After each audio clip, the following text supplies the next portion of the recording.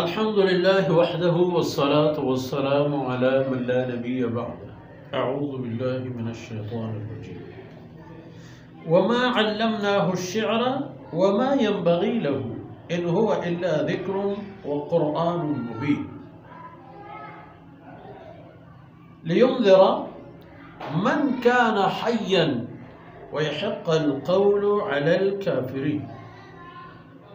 أولم يروا أنا خلقنا لهم مما عملت أيدينا أنعاما فهم لها مالكون وذللناها لهم فمنها ركوبهم ومنها يأكلون ولهم فيها منافع ومشارب أفلا يشكرون. سبحانك لا علم لنا إلا ما علمتنا إنك أنت العليم الحكيم. رب اشرح لي صدري ويسر لي أمري واحلل عقدة من لساني يفقه قولي واجعل لي وزيرا من أهلي رب زدني علما وارزقني فهما. ثم أما بعد. گرامی قدر بھائیوں بہنوں اور پیارے بچوں،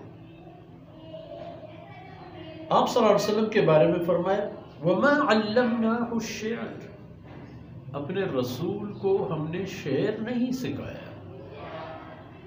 شاعری نہیں سکھائی.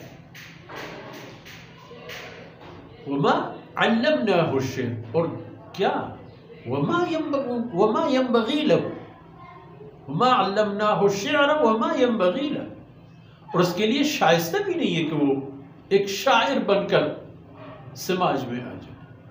وہ تو ایک امام، ایک قائد، ایک صالح، ایک مصلح، ایک قائد اور اللہ کی وحدانیت کا ایک داعی اور پرچار کرنے والا بن کے آیا ہے.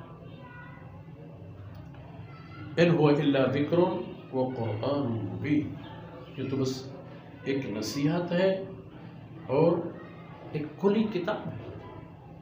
مبین، علانیہ، فرمودات بھی ظاہر، احکامات بھی ظاہر، عقائد بھی ظاہر، کوئی ڈکی چکی بات نہیں.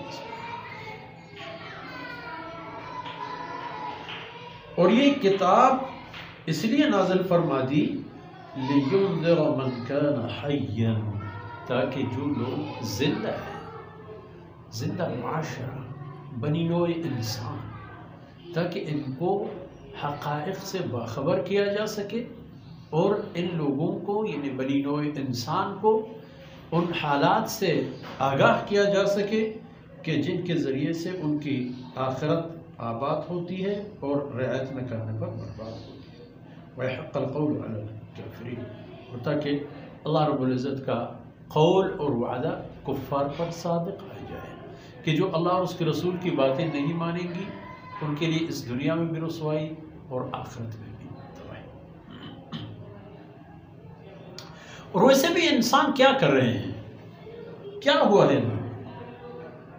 اولم یروا انا خلقنا لهم مما عملت ایدینا انعاما، کہ یہ نہیں دیکھ رہے مما خلقنا لهم مما عملت ایدینا انعاما، یہ نہیں دیکھ رہے ہیں کہ ہم نے کس طرح ان کے لیے پیدا فرمایا ہے. اللہ فرماتے ہیں میں نے کس طرح ان کے لیے پیدا فرمایا ہے ان چیزوں کو جو میں نے خود بنائے ہیں، میں نے خود اپنی طاقت، ارادہ اور اپنی ہاتھ قدرت سے، دست قدرت سے بنائے ہیں.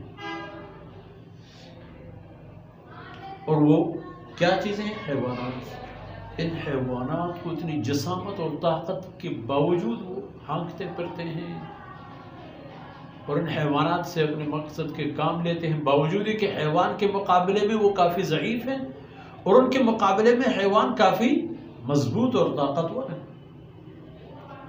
پیدا فرمایا فَهُمْ لَهَا مَالِكُونَ، وہ تو ریوڑوں کے مالک ہیں، چاہے وہ گائے بھینس ہو یا وہ اونٹ ہو، حتیٰ کہ ہاتھی ہو. بعض علاقوں میں طاقتور حیوانات جو ہاتھی جیسے، اس سے بھی لوگ اپنے ضرورت کے کام نکالتے ہیں. فرمایا وَذَلَّلْنَاهَا لَهُمْ، ان حیوانات کو ہم نے ان کے سامنے بے بس کر دی، ان کے قبضے میں دے دی، ان کے مسخر اور فرمانبر کر دی ان حیوانات. اب ان حیوانات میں سے وہ کیا کرتے ہیں؟ فَمِنْهَا رَكُوبُهُمْ وَمِنْهَا يَأْكُلُونَ، کچھ حیوانات تو ان کی سواری اور باربرداری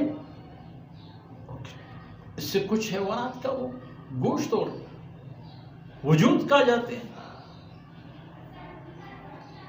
اس طرح گدے نہیں کھاتے ہم لوگ، لیکن اپنے خچر گدے وغیرہ ان کو اپنے بار برداری کے کام لیتے ہیں.